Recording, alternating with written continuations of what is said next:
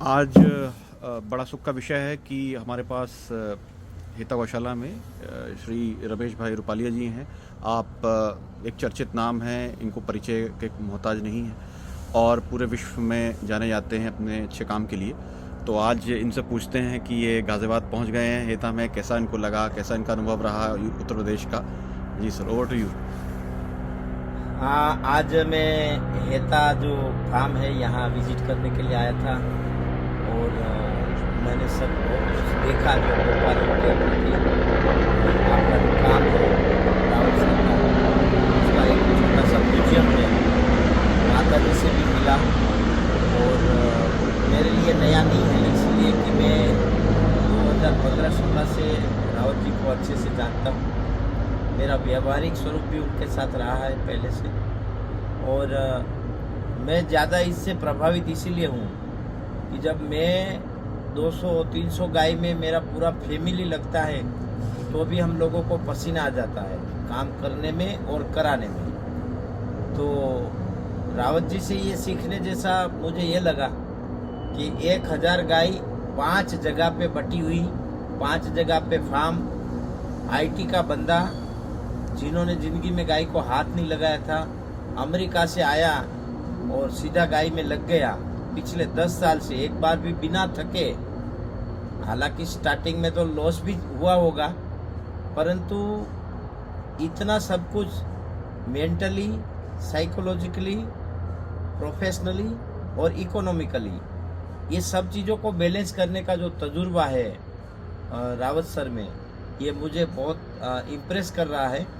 और जब भी मैं उनके दोस्त जैसा उनके साथ व्यवहार और वर्तन करता हूँ और उनकी गौशाला की बात करें तो उनके अंदर बहुत अलग अलग खूबियाँ जो मुझे भी सीखने को मिली कि बीमार गायों को अपने निवास के पास में रखते हैं और गायों को जिस प्रकार से नंदी वगैरह चाहिए उस प्रकार से व्यवस्था देते हैं और कोई अनजान गाय या नंदी इधर छोड़ के जाते हैं तो उसको भी निवास देते हैं।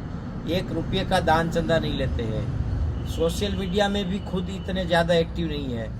तो जिस प्रकार से वो काम कर रहे हैं वो उसमें से काफ़ी सीखने लायक है और एक बहुत बड़ा परिणाम ये है कि गाय के माध्यम से इंसान गाँव में तो कर सकता है लेकिन शहरों में भी रोजगार खड़ा कर सकते हैं।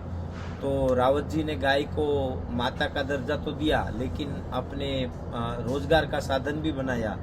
तो मुझे लगता है कि इस प्रकार से यदि जो युवा गोपालन में आएंगे तो जितने घर में रावत जी का दूध जाता है स्टैंडर्ड क्वालिटी का, तो मुझे लगता है 150 रुपये में यदि जाता है तो वो मुफ्त का प्रसाद है।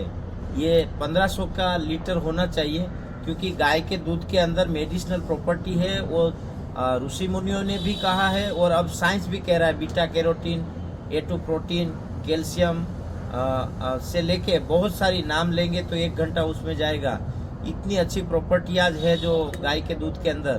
तो दिल्ली के अंदर यदि गाय का दूध रावत जी का 150 रुपये मिल रहा है तो मैं तो मानूंगा कि ये शरणामृत है और फ्री में है, क्योंकि आजकल आपको पता है शहरों में 100 रुपया तो छुछू करने के लग जाते हैं। तो यदि आपके घर में 150 रुपये में दूध आता है तो मैं ऐसा कहूँगा कि अमृत है।